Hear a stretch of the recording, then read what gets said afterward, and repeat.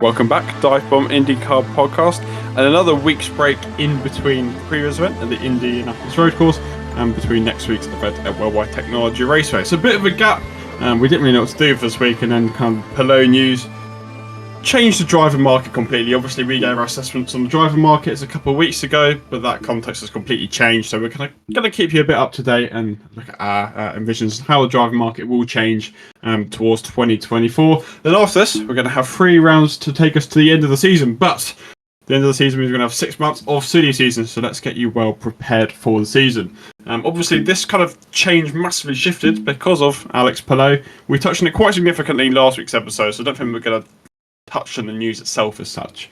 But it's pretty fundamental now that Alex Palou won't be going to McLaren. There was evidence released on the day of recording this, actually, that even if McLaren win their lawsuit, Palou will not be driving for them anyway. So I think Palou's definitely shifted from definitely McLaren, and now he's back to definitely Ganassi. It's just a bit chaotic. I mean, it would be interesting to look back on our predictions from sort of a month or so ago when we looked at the driver market. But yeah, the landscape has changed significantly now, and it's kind of unthinkable, like even a couple of weeks ago, that Palou would end up staying at Ganassi. I mean, even if you'd hear the odd thing, people saying, oh, could he, you'd be like, no, it's just not going to happen. But yeah, a lot of things can change in IndyCar silly season. It is as silly as you can get, really. And yeah, clearly the bridges at Chip Ganassi Racing haven't been burned too significantly after last year's events. And at the end of the day, Chip wants winners. He doesn't want to be racing against the the inevitable championship winner from this season. And for Palou, it makes sense to stay put. The 10 team are probably the best operation in the series at the moment, whether that be pit stops, strategy, and then obviously you've just got the driver who can do it all, really, and who has been the supreme force this season. So it makes sense that he's staying put, but we've just gone quite a roundabout, complicated way to get there. No, it certainly hasn't been the easiest journey for Palou to come back to Ganassi. But we're looking at the driver market as a whole. That does change the complexion of it quite a lot. We were throwing names like Callum Milor, like David Malukas at the number 10 car, and obviously that's going to be set in stone for Palou. I think that is actually really significant for Ganassi because they were looking at huge turnover. They were looking at Ericsson being the only, through any sort of long-standing top-tier driver. So it's absolutely huge for Ganassi. They're going to benefit hugely from Palou's decision. Obviously, McLaren will be the other way around. I think we'll touch on McLaren a little bit later on. But great result for Ganassi. They've secured the guy who's going to become a 2-time IndyCar champion, who'll be the defending champion and the person to lead them forwards in the years to come. The rumours have been said that Palou is going to sign a multi-year extension, which is, makes complete sense for both Palou and Ganassi. So it's quite significant, and from a Ganassi standpoint, it's a perfect situation. Yeah, I think it's one of them things as well. It's they had the opportunity to go to McLaren, but then ultimately he kind of realised why try and change something when it isn't broken. It's all working out perfectly for him, and there's no reason to move when everything is that good. It's kind of, would he be setting himself up for just would he be setting himself up worse if he kind of moved? But I think he made the decision. It was a messy decision, but he definitely made it on his own. And yeah, it's going to be what's best for him. I mean, yeah, we were talking about what would be almost somewhat of a purge at Ganassi, losing Palou and then Ericsson, as we will come on to. And that would have left Marcus Armstrong, providing that he does stay on for another year, which I think we expect. He would have been left as the team's as the second longest serving driver at the team, which, yeah, that would have been something quite crazy, and that wouldn't have left them in the best position. So, yeah, as much as last year, the relationships became a bit frayed, obviously, Palou not honouring the contract that was supposedly there with Ganassi that they announced during that whole situation. yeah, I can understand why Chip would be keen for that relationship to be mended, and it does seem like it is all mended now, and they are ready to move forward. I think if it was still, if there was still tension, then maybe we wouldn't be in this position. But clearly, everything has all been fixed. We spoke last week. Maybe it was just a decision from Palou that was maybe skewed a little bit by F1 weighing too heavily on his mind with the McLaren links, and really Ganassi is where he's settled, and yeah, it wouldn't make any sense to move anywhere else.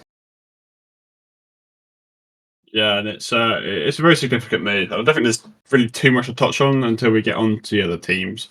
But that's sort of a driver who's locked back into position, and from what it seems at the moment, it's a big question mark. Ganassi is going to be the number 8 seat.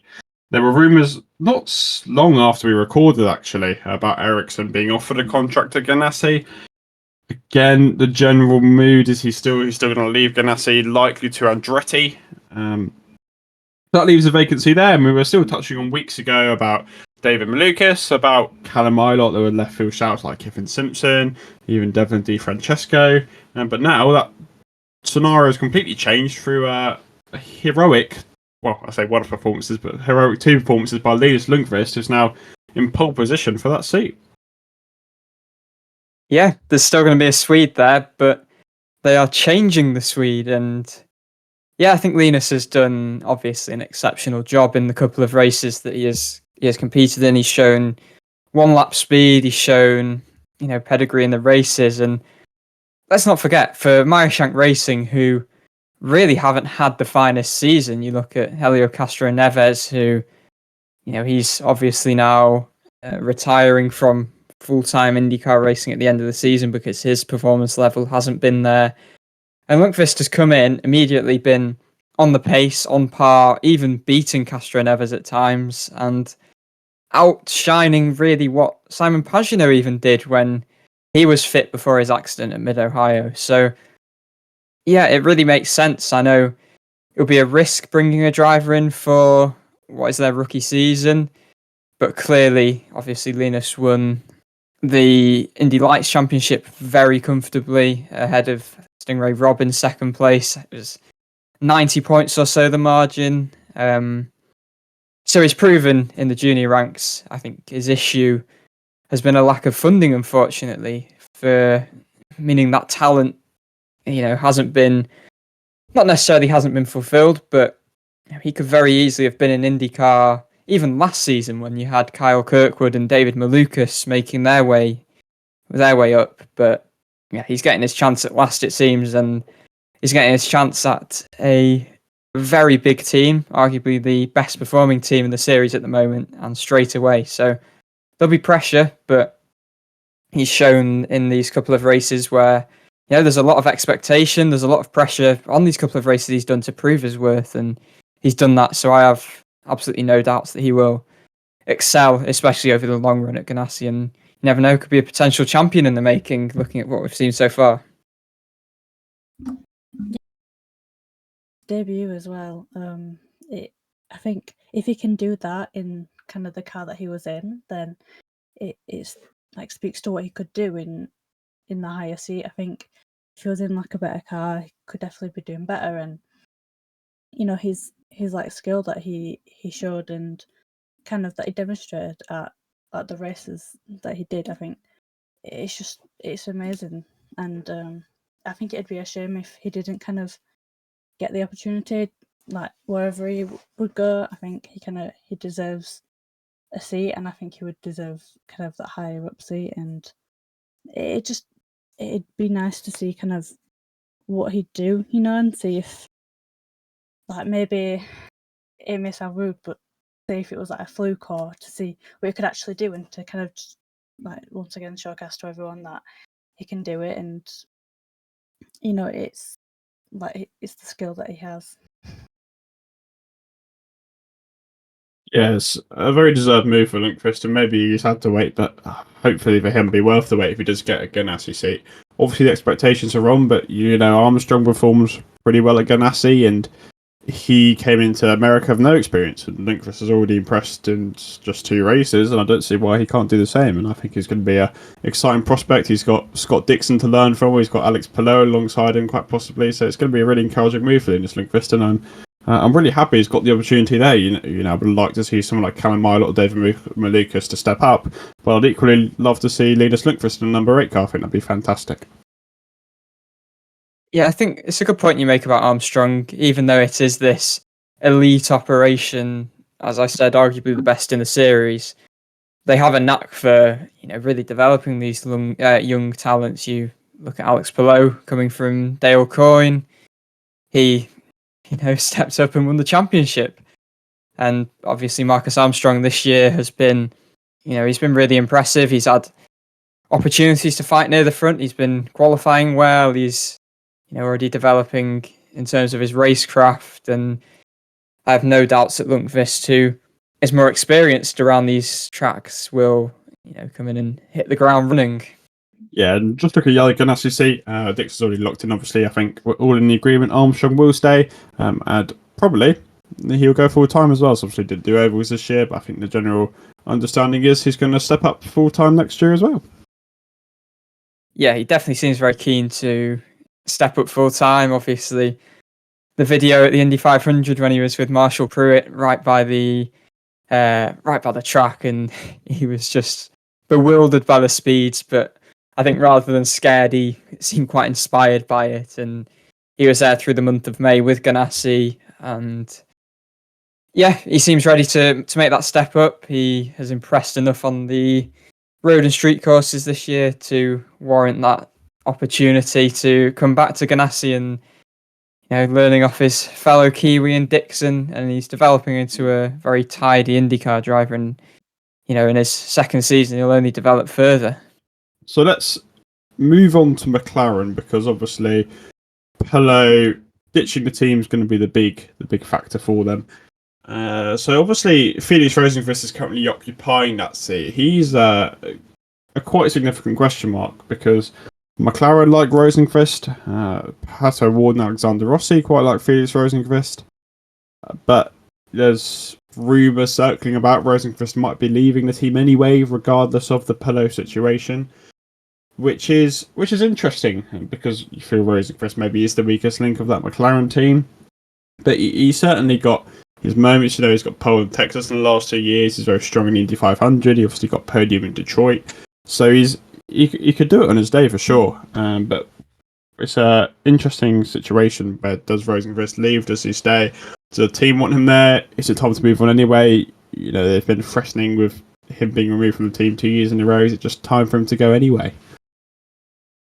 Well, I think it was a report from Racer today saying that number 6 seat probably will be free, and I kind of feel for Rosenqvist, because I think the team would possibly have him stay. That's just my personal opinion on the situation. I think he has a very good dynamic with O'Ward and Rossi. They seem to really like him, and it's a very happy camp there. And if it wasn't for Palou, who is the best driver in the series, then they probably would have thought, oh well, we'll stay with Felix. But I think it's just plunged him into that little bit of uncertainty, and even now there's I think there's more clarity on the situation. But even looking in months gone by, Felix will want to know what's going on with his future, just in case there's that risk that someone else did come into McLaren and he's suddenly left without a seat. So unfortunately for him, quite undeservedly in a way, he'll probably end up at a team who isn't quite as elite as McLaren, who are now within that so-called big four in the series. So I do feel for Felix, but I think he is probably looking from the standpoint of, well, I want some clarity. I want to make sure I'm in the series, and he could really go to a team like RLL or Meyer Shank, even somewhere like Juncos, if McLaren say look at Ilott, and he could really lead the team and stand out still. I feel like he's had his fair bit of bad luck this season, Felix, to be quite honest. He's been caught up in incidents. He's had his own crashes at times, but you look at having that contact with VK, I think was that Road America, and he just seems to have been caught up in loads of extremely unfortunate incidents when, he's had some really, really good pace across the season. He's got the single podium, of course, and he could have more than that, but I think he would deserve to stay at McLaren, but I do feel like he just wants that certainty, most probably, and with McLaren and the whole situation, not necessarily the cleanest thing at the moment. It's still quite messy. Rosenqvist might just be searching for something where he knows what he can have clarity on what his plans will be for next year. Yeah, and I think maybe the biggest question mark is if Rosenqvist were to go, which looks the more probable situation. Who did McLaren get in? Obviously, you mentioned Ilott, and I think is a good one to mention. I think the Ganassi door's quickly closing for Ilott. McLaren at heart, a British-based team. He's a British driver. He could easily establish those F1 links. He got a very close couple of years ago.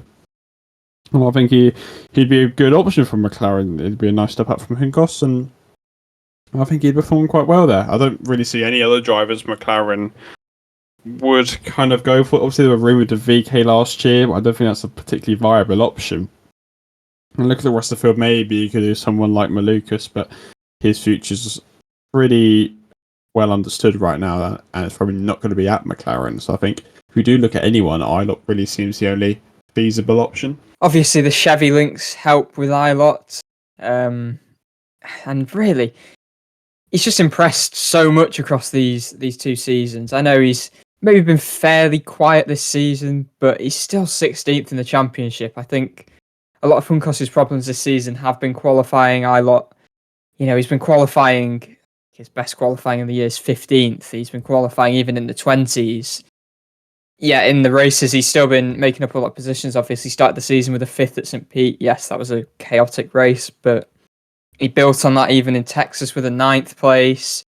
He showed his mentality as well through the month of May with all of his struggles there to qualify for the race, end up putting in an almighty performance to finish 12th in the Indy 500. So I think he is the option that they will look at. He's certainly seems more viable than VK, who has had just a bit of a quiet season. I think there were some suggestions that Ilott could even be part of a McLaren satellite team if that ever became a thing, but if the 6 is free, then he seems the most viable option to just make that step up, I think, and it'll be justified because he is one of the young talents in the series who is really, really standout, and he does deserve his chance at a top team after really leading Juncos. Obviously, it was a single car operation, and to have performed so well last season, finished 20th in the championship, despite not having a teammate to learn from in his rookie year, despite not having any data to draw upon as such. I think everything points towards him being a really good option for a team like McLaren. I don't really have anything else to add on other than what you've said. I just think he's done so well with kind of like where he is, and I think he's been he's been finishing really well as well.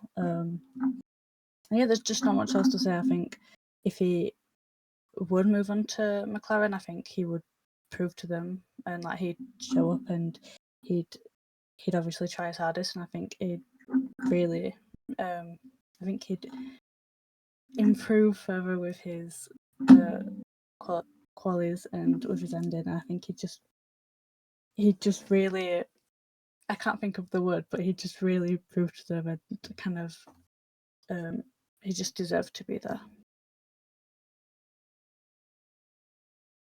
I think we'll move on to Andretti Autosport, who are probably, alongside Ganassi, the biggest question mark left in the market.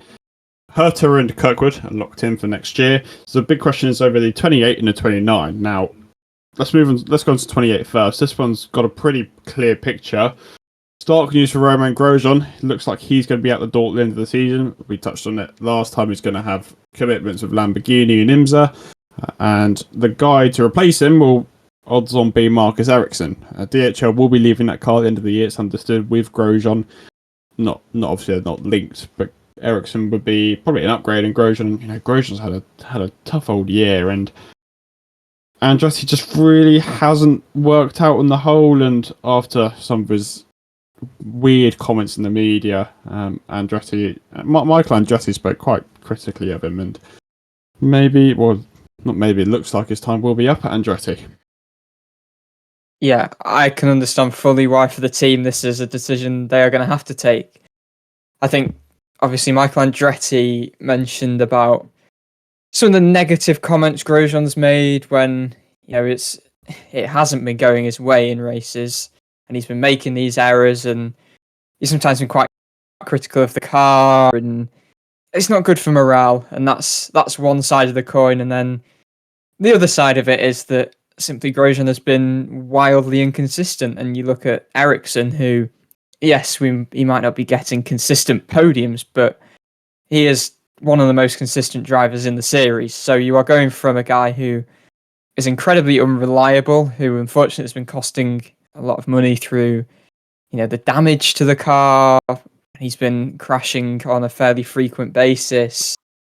You've got Ericsson, who rarely ever makes those sort of errors and rarely gets caught up in incidents that are his fault. Obviously, there was the one incident with Felix Rosenqvist this year, but again, that's an anomaly, that's a rarity.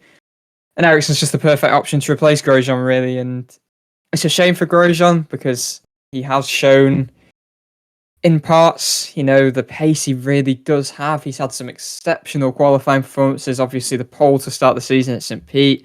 He had those couple of podiums at Long Beach and Barber. But it's just not worked out since then. And unfortunately, when he gets into this rut of making errors, crashing, he just doesn't seem to be able to get out of it. And for Andretti, there are definitely drivers out there who will be able to get more out of the car than Grosjean is, unfortunately. And I think the easier thing for Grosjean is as well that he does have his IMSA commitments. So it's not like, the team are just dumping him. Not that they would really care about the drivers at the end of the day. All they care about is their performance. But Grosjean has an insurance choice, and looking at an insurance through IMSA and looking at his future, he doesn't seem to have a rooted IndyCar. There's not been many mentions of teams that would want him. And realistically, if you are a smaller team, would you really want a driver who is, at this stage, just making so many errors? I know, obviously, he really stood out for Coyne, but yeah, his reputation has definitely taken a hit since he, really impressed in his rookie year. Yeah, I think it's also gotten to the point where even if he did really amazing in the next 3 races, I felt like it wouldn't make up for how he was earlier in the season. Obviously, he did really well at the beginning, and I don't know if it was maybe the pressure and the expectations that came upon that. People was kind of expecting him to be more in the championship fight, but yeah, I think because of how it is in the middle, I don't think he can really fix what he's done. And like I said, once he messes up and makes some mistakes and he's in that mood, then it's a lot for him to get out of, and that is definitely not something that teams want. Teams will want drivers who, maybe they'll have a mistake one race, but they want to bounce back. They'll want drivers who can learn from the mistakes quickly and solve them. And yeah, I don't think teams, especially smaller teams, I don't think that's something that they're going to be looking for. And I mean, it sucks. Maybe he could do great and someone would take him on, but it's very unlikely. I think Ericsson's a really good move for Andretti because we have touched on his consistency. Look, he's not consistently the fastest guy, but he's consistently within the top 10 and challenging for these positions. And once in a while, he'll be in that position to take advantage of someone else having a bit of misfortune. And whilst maybe Herta and Kirkwood have the raw pace on Ericsson, both of them really lack that consistency which Ericsson has in his pocket, which is, I think, a very vital asset for Andretti, because consistency is something they've just really struggled with. Translating road and street form to oval form, and even road to street, they're in a completely different ballpark sometimes. And I think the consistency that Ericsson will bring is going to be a massive asset to Andretti. We'll move on to the 29. Now, this one is probably, out of anywhere on the grid, the most unpredictable seat. So, Di Francesco will be leaving. The big question mark is who replaces him. Now, there's been rumours of them dropping down to 3 cars because of funding issues. There was rumours ages ago that Malukas was going to comfortably take that seat. That's now completely gone out the window, especially with Grosjean going out the door. There's been plenty of names chucked out there. So people linked with Andretti are Callum Ilott, David Malukas, Marcus Ericsson, Felix Rosenqvist, Oliver Askew, Nick De Vries, Brendan Hartley, John-Eric Verne, Sete Camara, Stoffel Van Dorn, and Felipe Drugovich. Now, as I said, these people linked with IndyCar, not specifically Andretti, but that seat is a complete unknown. Looking now, the picture is going to be, if they are going to take someone from that seat, it'll be external. I think it's going to be very, very hard to predict this one. But even looking at that list, it's not, well, Ericsson's going to Andretti in a different seat. It's unlikely to be Ilott. I can't see it being Malukas. Then you've got Formula E drivers like Jean-Eric Verne or Stoffel Van Dorn. I can't see any of them going. Felipe Drugovich, he looks like he's off to Andretti in Formula E. Sergio Sette Camara, he's pretty secure in Formula E.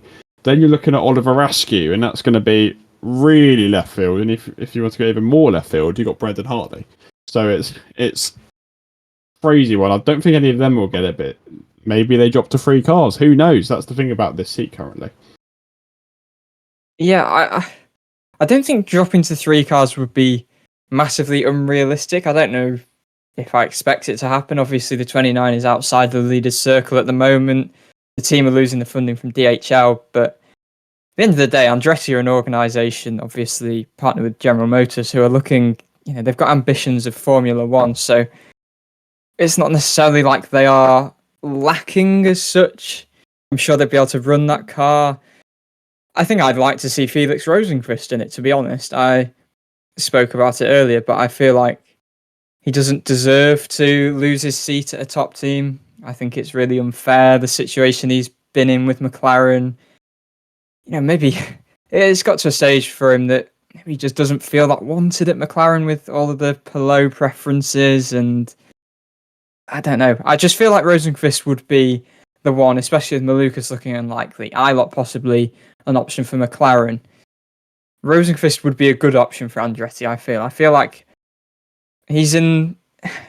Is he in the ballpark of consistency? I feel like if he wasn't so unlucky, then he would be in that same ballpark as Ericsson as an option. That at the end of the day, he would be a massive upgrade on Devlin Di Francesco, regardless of his heroics last weekend.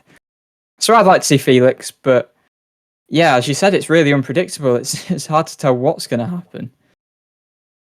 Yeah, you can even let's look at Indy next. Hunter McElroy, second in the standings. He's 33 points behind Christian Rasmussen, 4 races to go. Who's to say he can't go on a run of form towards now the end of the season and take the title? It's just so unpredictable. And there's no clear front runner for that seat like there was a month ago. And, there's just the names. I kind of damaged all of the hopes of those ones. But who knows? It's just so hard to predict anything for that seat at the minute. I think maybe 3 cars, maybe focus on 3 cars performing well before you go back to 4. Who knows? Yeah, I mean, that's not a preposterous thing to say, I don't think. I feel like Andretti have just really struggled to fire on all cylinders. I don't think there's been a single weekend where every car has been, has been on form. Obviously, Di Francesco is kind of a different program, but yeah, they've just not quite managed to fire. So maybe it would be, it would be logical to switch to 3 cars. You almost feel like they'll wish they were a year on, because then you've got the likes of Louis Foster, who could be a really viable option for that seat. So yeah, it's a tough one, and I'm interested to see what happens. I'd obviously like it to, the 29 to remain, because it's another really unpredictable part of silly season if it does, and we could see an unexpected driver at a team like that. Obviously, one is Christian Lundgaard. If he wasn't under contract with RLL still, then he'd be an option, I guess. Obviously, RLL have actually had this upturn, so maybe you wouldn't want to leave anyway. But yeah, it's going to be really interesting to see what happens. I don't think might predict this at the time of the year, but I don't think we're going to make any bold assumptions because, unlike Malukas a month ago, this isn't looking set in stone. So again, really, really hard one. We'll have to see what happens with that one. We'll move on to RLL. Rahal and Lundgaard are locked in. Now, a bit of news between this week and Indianapolis last week. So Jack Harvey has been dropped to the end of the year. General understanding is Rahal wants to get into the leader circle with that car. Conor Daly is going to be doing Gateway. We haven't got any confirmations on Portland and Laguna Seca. Looks almost guaranteed that Vips will do one, potentially both. If not, they're going to get Toby Sowery in. Quick line on that news. It's interesting. I think the leaders circle thing is the assumption that they are really pushing to get in. Harvey's car was just on the outside, despite him being 22nd in the championship, just because you've had the shared duties with the 60, the 20. Yeah, I think obviously Daly's the choice that you would make for the Oval. He's a master there. I think he's got several top 10 finishes in his appearances at Gateway. So that makes sense. I think then it's interesting that they're looking at two rookies in terms of the push for the leaders circle. Not entirely sure whether that's the way to go, but I think another thing you have to look at is they are assessing their options for next year. It does suggest that they really don't know who they want in the 30 car yet. Vips, Sowery, both tested for the team, so it's understandable why they now want to see them in a race situation. I think Vips would probably be the more viable one, I'd imagine. A bit more pedigree. Sowery struggled to get a budget together to compete in a full season. He's only done a couple of Indy Next races this year, I think. So yeah, I'd be interested to see how Vips would perform. He was another one, like Marcus Armstrong, who was solid in F2, didn't set the world alight as such, but put in some strong performances. So it'd be interesting to see another driver like Vips come over from Europe, come over from F2. But yeah, I feel for Jack Harvey as well, because he's a better driver than he had shown at RLL. He's unfortunately just got in this sort of spiral, I feel, of lack of confidence, bad results. He showed at MSR that he clearly is no slouch of a driver. And I hope he gets something sorted out, but unfortunately it's just been a really bad 2 years for him, and you have to feel for him, but I think it was a decision they probably had to take, unfortunately. Yeah, I don't have anything else to add on.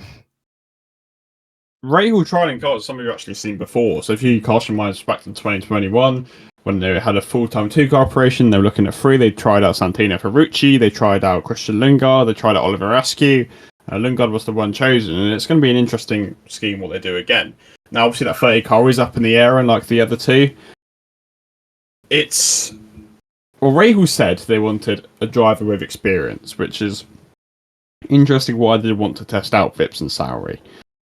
I think Rosenqvist is probably the favourite for that seat as it stands. If he is to leave McLaren, he'd be a good fit. He brings that experience and a bit of consistency within that team. He's pretty strong at ovals, particularly compared to Rahal and Lundgaard.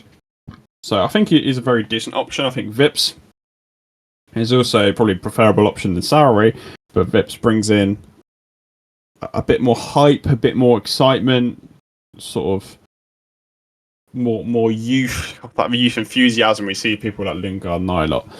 And I think it'd be a good move. I think Rosenqvist might be a wiser move, but it's going to be a lot dependent on what we've seen in this last, excluding Gateway, 2 races of the year.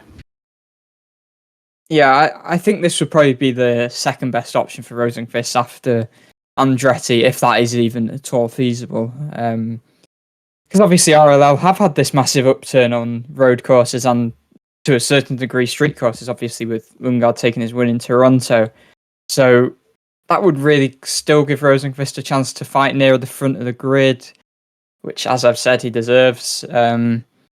Yeah, Vips would be an interesting one. Obviously, similar path to Lundgaard, actually. So, something the team are used to. They've shown that it can work out. But, yeah, Rosenqvist would be good because you still look at the oval form really hasn't been there for RLL, and they'll be looking to really improve that. And with Rosenqvist, a driver who has shown he really has pace on ovals, and he would be a guy who would be good to guide them forward to kind of take them to that next step if they're improving on road and street courses, just to be, as I said with Andretti earlier, firing on all cylinders, crack the ovals, and they're in a really good place. And I think Rosenqvist would be the guy. I think it's interesting if Connor Daly goes and takes a win or something at Gateway. You never know, but that's our dream. I would say Rosenqvist is a slightly better option if you are looking at the experience side of things. But again, I think it's how Vips is going to perform in the last few races. When Lundgaard did his one-off in 2021, I think he qualified 4th and he finished 12th. That stood out right from the bat. And I don't know if Vips will do something similar. We'll have to wait and see. But it's going to be an interesting see. I feel like there's not as many contenders for the seat as there was a couple of months ago. But I think it's a significant seat in the market nonetheless, especially when you look how Rail have performed at times this year. Move on down to Ed Carpenter Racing. Now, this one's also slightly changed since the last recording of the silly season. Venus VK will be keeping a seat, as we touched on. Ed Carpenter will probably doing the ovals. The big question marks over Ryan Hunter-Reay. Now, there was a period where Hunter-Reay looked like he probably had that in the bag. But recent suggestions have said that's going to be David Malukas. Malukas was rumoured of Ganassi, he was rumoured of Andretti, but the big support is going to be HMD Motorsports. He'll be moving over with Malukas, and they see it as a better stepping stone to make their own team than they do with Coyne. And I wouldn't say ECR is a huge upgrade on Coyne, but Malukas could be a tender for the Indy 500. And if HMD are looking at something serious, that's going to be a step up for them too, potentially. Yeah, I mean, Hunter-Reay was never really an option I looked as being an option they should take, really. He's not really improved them at all, at least results-wise, since taking over from Daly. Best finish of 16th. He's finished in the 20s 4 times. I mean, yeah, that decision still baffles me a little bit, and maybe we'll see long-term gains, but I think Malukas going there disappoints me a little bit. I thought, obviously he seemed intent on leaving Coyne to go to one of the bigger teams, and Ganassi would have been outstanding for him, but ECR kind of feels like a bit of a sideways step, if I'm being honest. Obviously they got rid of Daly because their performance was suffering so much as a whole. And, as I've spoken about a lot, I think Daly was almost scapegoated there. And it is just generally a team that is not performing well. You've got Rinus VK, who was once regarded as, one of the golden boys in IndyCar, one of the great talents, but he's kind of just disappeared into anonymity, really, because ECR haven't been performing. And that's why I feel for Malukas, this isn't a progressive step as such. As you said, maybe the Indy 500 is attractive. Their oval performance is generally fairly decent, even if it has been a bit inconsistent this year. I don't particularly like the move for Malukas. As I said, I feel like there was a better move for the progression of his career. I think this is just, I don't know. I feel like he deserves a better step up than this. Yeah, I think the thing about Malukas is there was a better option. I think when the Andretti shouts were there, that was particularly encouraging. ECR isn't a massive step on Coyne. Maybe it's a one step up the ladder, but it's not a massive move. I don't think it's the big move that we wanted to see Malukas get, because the thing about Malukas is not only is he a fantastic driver, but he's also a very entertaining character within the paddock as well, and he's got a lot of fans, and I thought it'd be a good move to go to someone like Andretti. Ed Carpenter Racing, it's not particularly exciting. Might perform slightly better, but obviously you've got to look at the HMD aspect of it. If they think it's a better team to build future IndyCar prospects from, that's going to be their call.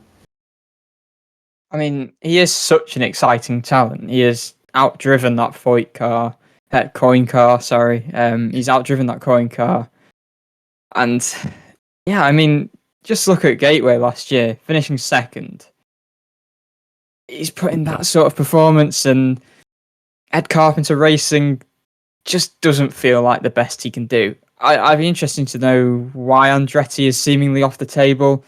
I really hope it comes back as an option, but I don't know how feasible that seems. So yeah, underwhelming, I think would be the word I'd use. I feel like this season as well, I feel like he's had kind of a bit of bad luck. I don't know. I just, he had that. The rear wing fell off. Yeah, that that's one. it. I was like, yeah, sorry. It is rear wing falling off. Obviously, that was out of his control and bizarre.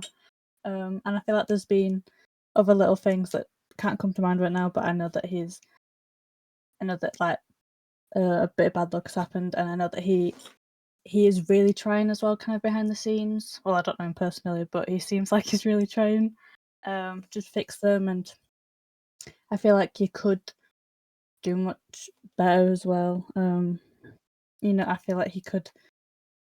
I feel like he might as well stay where he is if he's all like move up. I don't think going to like a Capita would kind of. I don't think it'd do much, to be fair. Let's have a look at how that's going to affect Coin. The Malukas, it looks like it's going to be Di Francesco. That's fairly set in stone. The big question marks over the 51. Looks like Stingray Rob's going to be departing that seat at the end of the year. There's not really any names hugely linked, but I think you're going to be looking at Indy next. Favourite's probably going to be Daniel Frost, just because he has got the budget. But if someone like Rasmussen wins the title, who's to say he wouldn't be able to do a couple of races in there too? So it's a bit of an unknown, that one. I think the 18's fairly predictable, and Di Francesco whilst the 51, you're probably looking at, similar to last time, a next guy who we haven't fully established yet. Yeah, I think it's a decent move for Di Francesco. I think he showed what he is able to produce at the Indy GP, the latest Indy GP. I feel for Rob. I think it's kind of the unwritten rule that a rookie should get 2 years, and there's been improvement. He's now higher in the championship than Benjamin Pedersen. He's just been getting just bad fortune. Like, you look, when his pit stops, for instance, 11 seconds is kind of the norm. You look, and you should be targeting 7-8 seconds. I feel like the team haven't allowed him to maximize his performance, and getting someone like Frost in, it's not like it's an upgrade particularly. I don't know whether there's issues maybe with Rob's funding, for instance, but Rob finished second in the championship. Frost hasn't reached those heights. I think Christian Rasmussen would be an upgrade. He's had a really strong season. Nolan Siegel's track kind of dropped off a bit. Last time we spoke about the driver market, he was in position. I think he was leading the championship, actually. But yeah, it's another team where there's a bit of uncertainty as to what will happen, but they don't look in the greatest position. No, and I think it's just a success for Di Francesco to keep his seat, or not keep his seat, but keep in the paddock for another year. And I'd be disappointed if they pick Frost. I don't think he would be a particularly huge upgrade on Rob. Rob's going to get criticised for performance. I don't see why you'd replace him with Frost, especially when you've got Di Francesco bringing in the funding, because you've already got that source of income. And then you've got Rasmussen, who I think is a good option. He's performed very well in the second year of Next/Lights, whatever you call it, and I think he would be a nice move for Coin. And the potential is there. Indy Next winners are proof strong. You look at Lundqvist, you look at Kirkwood, you look at, obviously VK wasn't as strong, but you look back to Pato O'Ward. There's a lot of strong options in there, and as I said, it would be, I feel, slightly disappointing if you were going to kick out Rob for poor performance and then just put Frost in instead. Wouldn't make sense though to kind of kick out a rookie and then bring in. He's a rookie, right? To bring in a rookie, it's weird because you can't expect a rookie to perform like fantastically, like over. Like you can't expect them to perform, say like Alex Palou straight away. You know, it's just I don't know. I feel like they should be given time, and I feel like he is learning from it. And yeah, he's Marcus Armstrong has come in and he's been like the better rookie. You know, he's higher in the standings, but he's still doing all right. You know, it's just it's like I said, it's like the unwritten rule, and I don't know. It's just why would you take a rookie out to then it doesn't make sense. Move on to Maya Shank Racing now. One of the, well, I say question marks. Predictable was announced last week with Blomqvist replacing Castro Neves. That just leaves one question mark over the 60. Now, Pagenaud is still not declared fit. I think Lundqvist going to Ganassi helps Pagenaud. Rosenqvist has been rumoured with that seat. Whether he does go to RLL, who knows? There's been a few shouts for Jack Harvey, although I think that's highly improbable. It's an interesting one because if both Rosenqvist and Lundqvist are taken out of the equation, you are only really left with Pagenaud. And I would like to see Pagenaud come back before the end of his career. I don't want it to end on that mid-Ohio crash.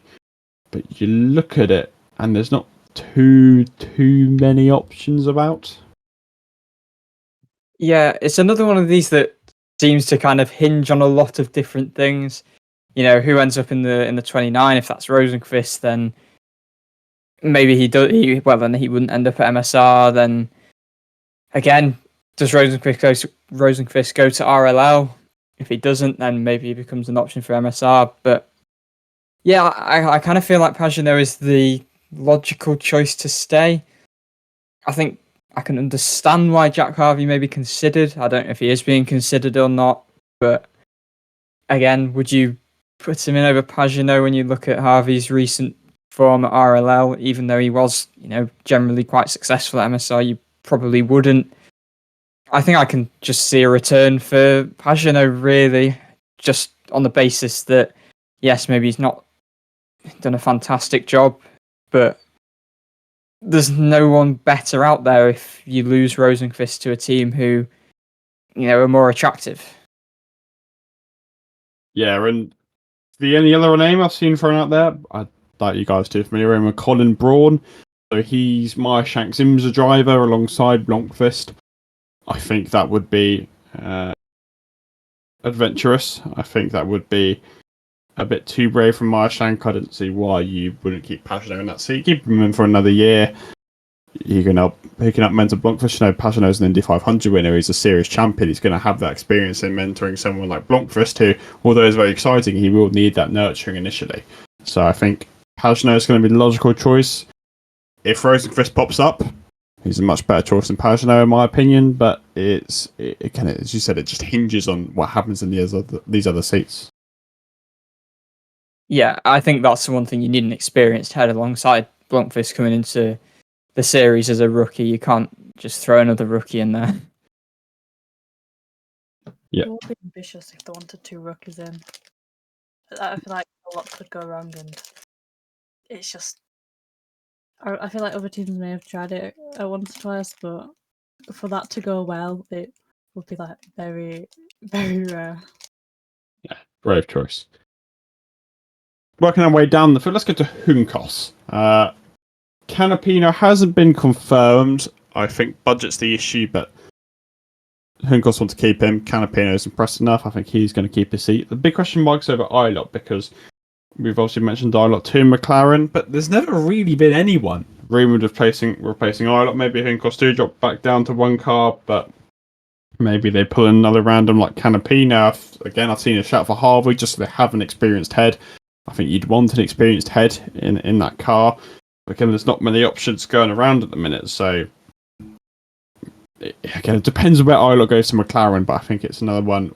Who would they put in that situation, similar to Shank? Yeah, again, it depends on the decisions elsewhere. You look at Harvey, you look at Rosenqvist, who else? Look at maybe Daly, but I think funding would maybe be an issue there as well. Yeah, it's a difficult one, really. Do you then delve into Indy next? Is that another one where you You possibly go back get to a next Argentina. driver? Or you go back to Argentina again and go double Argentinian touring cars? This is another seat that is a bit like the 29 that kind of have no idea what's going to happen really if Ilott departs, and that is an if. I think there's been a bit of talk about he has some clause in his contract that possibly was, I don't know, performance based or something that would block a move in some scenario. But yeah, I think if McLaren want Ilott, they will probably get Ilott. And yeah, his replacement is very uncertain because at the end of the day, this McLaren seat coming free is pretty new news. Yeah. And the Juncos have been really quiet in the driver market. There hasn't really been a single name thrown into the hat at all. Juncos don't particularly have many links externally like other teams do in IMSA or NASCAR or V8 Supercars. I don't know, some other random names out there. And there just really hasn't been anyone linked. Obviously, the McLaren seat is new news, but Ilott departing has always been floating in the air for a long time. Canapino was announced fairly late on this year as such. So I think it might just be another one waiting until January. You know, Canapino wasn't name mentioned until about November, so there's still, I think, a while to go, and that's probably going to be one of the last seats I think we will see announced. Last two, we're going to keep it fairly simple. AJ Foyt Racing, Peterson is locked in. Ferrucci is budget. He'll probably get it. Team want him. He wants to stay there. I don't think there's too much to comment on that side. And then Team Penske, who are already locked in. Nice and simple. Be like Penske IndyCar paddock. And there's your driver mark. Obviously, you got the one-off Indies. We're going to see Carpenter. We're going to see Carl Larson at McLaren. That's very fun. His livery got announced last week, so I might touch on that in a second. Going to see Helio Castroneves. He was confirmed in a third Meyershank car. And then we're going to see sort of the DNR entries or the extra Marco Andretti, extra Rahal entry. We'll see what happens there. But that is your 2023 latest driver market update. So obviously last time our driver predictions already looked like they flopped horribly. There we go, that was a tongue twister. But let's do another set of predictions. Let's try and redeem ourselves. Obviously times have changed, the market has changed. We were all fairly similar last time, but let's see if we change it a bit. So let's start where we started right at the episode. Your 4 drivers for Ganassi. Well, do we want to go for the full lineup, or do you just want to say the Yes, let's go with 4. I think we're going to be fairly in unison for this one. Okay, yeah. So Dixon, Palou, Armstrong, and Lundqvist. Yep, I think that's fairly safe. Then we'll go to McLaren. What are we thinking? O'Ward Rossi, who's the third one? Are we going Ilott? I'm going Ilott. You know what, I'll just agree. Yeah. I feel like being different here, but I can't really see anyone else in that seat. So let's go Ilott. Now, this one's going to be a fun one. Andretti. This is going to be a fun one. I'm going to go for, obviously, Marcus Ericsson to join Herta and Kirkwood. And I'm tempted to say the 29 card doesn't exist, but I just don't feel like that's going to happen. I can see Rosenqvist there, but I kind of feel like he'll end up at Rahal. So Gotta throw someone. I actually don't know who to say. Gotta throw someone. You can't leave us waiting like that. Come back to you. We'll let you think. Ellie, yeah. your predictions. Oh God. Okay. I'm trying to think of who we said as well. I have such a short memory. I'll do mine. Andretti going to 3 cars. Kirkwood, Herta, Ericsson. I'll be simple. Well, I won't be simple. I'll be complicated. Yeah, I'm having such a tough time thinking that I'm also going to go to the changing to 3. Yeah, I want to be different, but I just kind of. Well, I'm now going to go different. Hunter McElroy. Let's go. Oh, fair enough. Right, yeah, no. I just feel like they will end up with. I feel like it's viable, just as we discussed, to just try and achieve the consistency they haven't achieved. I don't think it's like difficult to drop that car as well, with it being the Steinbrenner program. It's not exactly the main Andretti program, so even if they drop it, bring it back in a year when, say, Louis Foster or someone's ready. Cool. Are you going the same or I'll let's just go different? go with the same. Go with the same. Right. Who to do next? Let's do RLL. Rosenquist, everyone? Yep. Mm-hmm. Go fairly similar again. We'll have to make it more interesting. He's It's the only one, but I'm going to go Yuri Vips. I'm going to be the different guy this week. Let's go Yuri Vips.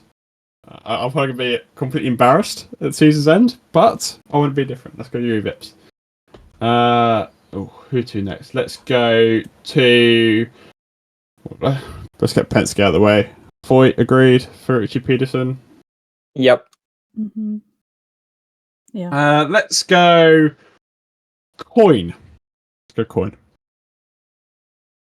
I am going for Di Francesco and Christian Rasmussen. I reckon someone. What is it? A rookie, but I don't know who. That's my thing. And then Right. that's all I've got for that one. I'll go Di Francesco Frost. 3 different. Then we'll go to... Sorry, I forgot every team. I'm having to look them up. ECR. Malukas. Yeah, we're going to have to be boring on that one. Yeah, I think so. Ellie saying Malukas. Yeah. Right, next 2 fun ones. MSR. I'm saying Rosenquist. No, you didn't have that option. I'm saying Pagenaud. Do you know what? We'll throw it out there. We'll just go with Harvey as like a. There we are. Bold. Now, Juncos. I guess it's going to be a fun one. I am going to go for the Argentinian Touring Cars Championship leader, Ignacio Montenegro. That is... If you get that right, I will... I don't know what I'll do. I will do a bet chosen by the viewers. Oh. There we go. Right. If that happens, I will do a forfeit chosen by the viewers of the DIVEBOMB IndyCar Podcast. Gotta manifest this now. How's that for an incentive? Canapino didn't even win it last year, apparently. He came 3rd. Oh, wow. So if it was 3rd place, it would be Juan Manuel Casella. Ignacio Montenegro came 6th last year. So maybe he had a bit of a flop year last year, did Ignacio. So yeah. I want him to chuck another Argentine, but I don't think I can be that adventurous. I'm not going to go as bold as Ignacio Montenegro or whoever the man is. I want to go another Argentine, but it's not really any motorsport. I'm going to just have to go. Let's go Jack Harvey. No, I've just chosen. Okay. You're going to have to go for someone from the depths of Argentina now. I will. Connor Daly. Connor Daly. Oh yeah. Bloody hell, Connor Daly. Yeah, Connor Daly. That's going to be interesting. So you've got Jack Harvey, Connor Daly, and Ignacio Montenegro. That's probably a combination you didn't expect when you loaded up the podcast to listen to it this week, but there you are. You never know. You never know with IndyCar. There we are. And whilst we're here, this is going to be the last sort of off episode between now and the end of the season. So we've got Gateway next week, then we're followed by Portland and Laguna. Race winning predictions for the last 3 of the season. Well, anyway. Let's go race by race. So Gateway, Joseph Newgarden. Yeah, don't think it's going to be too much conversation there. Portland. I'm going to say Scott McLaughlin is going to defend his win. Ooh. I'm going to go... It's so hard. Alex Palou. He'll win the championship by winning the race at Portland. Well, Fair enough. I feel like he's going to win at least one of them, Alex Palou. I don't know. Should I just go with that one as well? Should be different. Throw out a name. Who would it... Should we go eeny, meeny, miny, mo down the order? Ends up with 19th place Helio Castroneves to win in Portland. Yeah, that's my prediction. Brave. Yeah. Laguna. Herta's going to win in his dad's throwback livery. I'm going to go for Graham Rahal. Ooh, nice shout. God. It's Herta's house, though. You can't go wrong at Herta's house. What about Toby Sowery standing in, even if he might not stand in? He's going to race at Laguna. It's a double prediction. He's going to race at Laguna and he's going to win. That would be. Again, I will do a forfeit on the podcast if that happens. We're going to go for wild predictions. Oh god. Do you know what? Wild prediction. I don't know why, but let's just go with Grosjean. Sorry, That I would be a imagine- story. Grosjean winning his last race in IndyCar. Imagine that. That would be something. No, that would be fun. So there we are. There's some little predictions. We'll see how badly they flop in a couple of weeks' time. And from now on in, it's all action to bring you Worldwide Technology Raceway next week, followed by Portland International Raceway and WeatherTech Raceway Laguna Seca. Then we're going to have a couple of season reviews, just looking over the season as a whole and then ranking our drivers. We're glad to know I've already got some guests lined up for the off-season, so we're hopefully going to have plenty of interviews on as well. So much to look forward to, but it always is sad to know you're almost at the end of an IndyCar season. But we will keep you occupied in the off-season, hopefully. So there we are, that's what we've got time for today. A little update into the driving market, which has dramatically changed since we last talked about it. Thank you for watching, thank you for listening, and we'll see you after next week's episode in Gateway. Can you complete all 5? We'll see you next week.